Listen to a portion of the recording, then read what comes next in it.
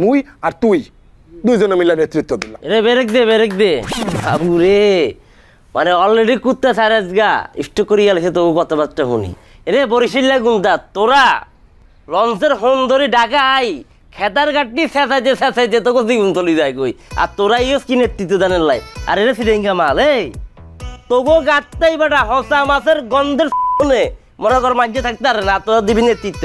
যদি নেতৃত্ব দিতে হয় সেই ক্ষেত্রে নোয়াখালীর মানুষজন মোটামুটি আগে রয়েছে কই, রাজনৈতিক মাঠ বলস এবং মানে সংবিধান অনুযায়ী কিন্তু নোয়াখালীর আগে রয়েছে। তোরা তুই কই দিস না কে দায়িত্ব হয়, নোয়াখালীর দায়িত্ব চলে যাইছে। নোয়াখালী করে সুর বেড়াভাঙ্গে দিয়ে তোর দুর্নীতি তারা বাংলাদেশ 1 নম্বরে দেশে নোয়াখালী। আচ্ছা অনুতে আমি আবার একটা মাত হলো, এখন একটা সরকার যদি গঠন হয় তে ওগুর অর্থ মন্ত্রণালয় হয়ে যেত সিলেটের উপর যেত, তো সিলেটের খেয়ে আছে আমি আছি, ঠিক আছে নানি? হ্যাঁ, তো প্রেসিডেন্ট সেক্রেটারি তোমরা লইলাও, অর্থ মন্ত্রণালয় আমার হাতে দিলাম। কিতা কইতাম এন বরিশাল প্রশ্নবিদ্ধ, অন্য নোয়াখালী প্রশ্নবিদ্ধ, এন নতুন করে আবার চিটাগাং প্রশ্নবিদ্ধ। তাহলে দাদা আমি যেটা বলছি, আপনারা যেহেতু নিজেদের ভেতরে কোন্দল লাগিয়ে ফেলেছেন, এই ভারত এই দায়িত্বটা নিয়ে নিই। ঠিক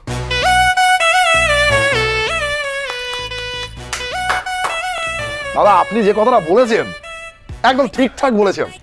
যদি কেউ নেতৃত্ব দেয় এই দেশে তাহলে আপনি ছাড়ার কোনো লোক নেই, সব মারা গেছে, সব কলেরায় নিয়ে গেছে। আপনি একমাত্র লোক যে হচ্ছে সভাপতি হবেন, সেক্রেটারি হবেন, সব কিছু আপনি হবেন।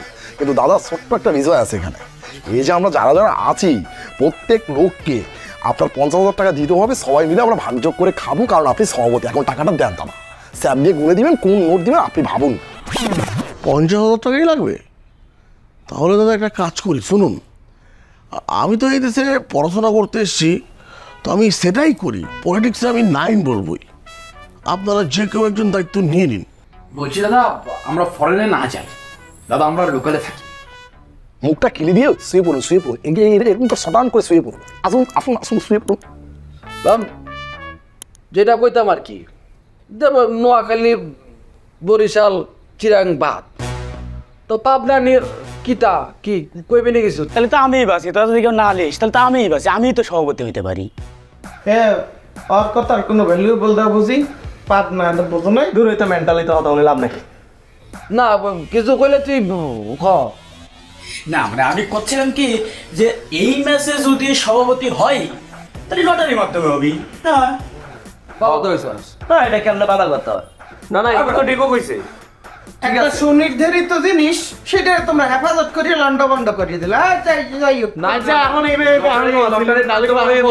লটারির মাধ্যমে হইব ইয়ানি ফাইনাল ডিসিশন।